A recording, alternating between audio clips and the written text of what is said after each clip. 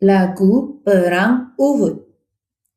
Hari Sabtu 7 Syawal tahun ketiga Hijrah, berlaku peperangan di Bukit Uhud antara Islam dan kaum Quraisy.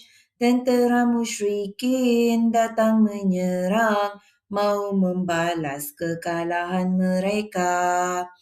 Rasulullah susun strategi, 50 pemanah bertahan di Bukit Uhud.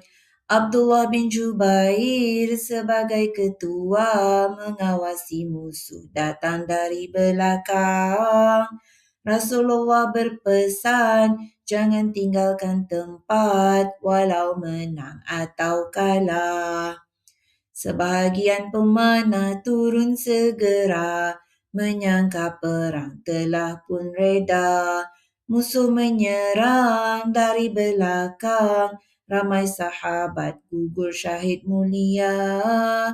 Walau diuji dengan kesukaran, tentera Islam terus bertahan.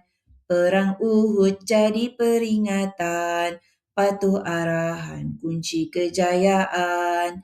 Marilah kita mengambil iktibar, patuh arahan dan jangan ingkar.